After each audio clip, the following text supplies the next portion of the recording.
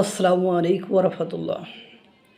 যদি সকালে উঠে বাংলাদেশের ভারত বিরোধীরা শুনতো যে আফগানিস্তানে কোনার আসাদাবাদ শহরে ভারতের গোলাবর্ষণে শহীদ একজন, আহত 15 জন, দেখতেন ভারতের দূতাবাস, কনসুলেটর অফিস এবং সীমান্তের লোকজন জড়ো হয়ে যাইত। তো এত বড় সাহস যে আফগানিস্তান মুসলিম দেশ, সেই দেশের নিরীহ মানুষের উপরে যুদ্ধ বাঁধলে সেটা সেনাবাহিনী সামরিক শক্তির সাথে যুদ্ধ হয়। কোনো বেসামরিক নিরীহ মানুষের উপর আক্রমণকারী দেশের উপর নিন্দা জ্ঞাপন, তাদের উপর ঝাঁপিয়ে পড়া, এটা হলো একটা পদ্ধতি, এটা হলো আন্তর্জাতিক পদ্ধতি বলেন আর যাই বলেন না কেন। কিন্তু দুর্ভাগ্য হলো সত্য যে ভারত বিরোধীরা যত আকাম কুকাম, সত্য মিথ্যা সব কিছু ভারতেরই দেখে।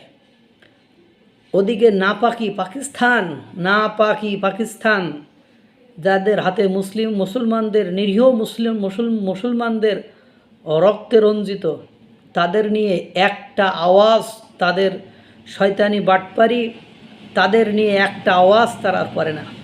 এই যে আফগানিস্তানের কুনারের আসাদাবাদ শহরে পাকিস্তানি গোলাবর্ষণ, শহীদ 1, আহত 15।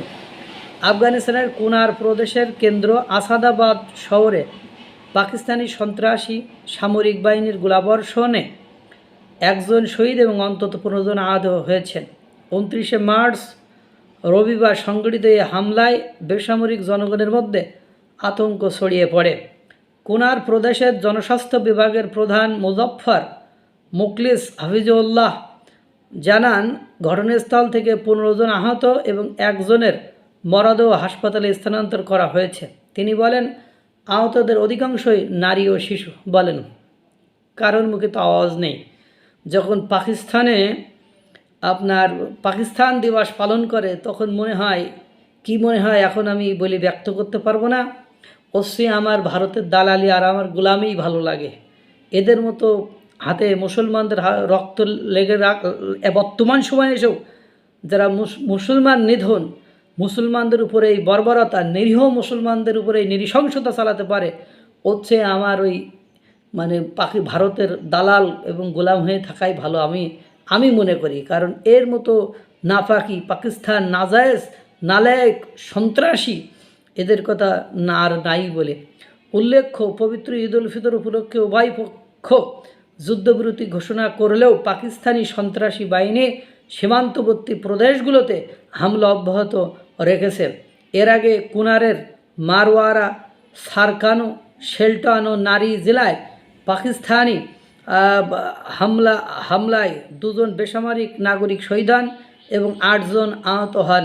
এছাড়া গত সপ্তাহে কাবুলের একটি মাদক নিরাময় কেন্দ্রে পাকিস্তানের বিমান হামলায় 400-এর বেশি ব্যক্তি শহীদ হন। এই হলো চরিত্র, এই হলো দৃশ্য।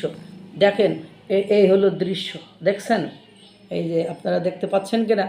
এই জন্য আপনি দুনিয়া উল্টে গেলেও পাকিস্তানের পক্ষে কখনো আর অবস্থান করা সম্ভব নয়। মুসলমানদের রক্ত একের পর এক ঝরাচ্ছে।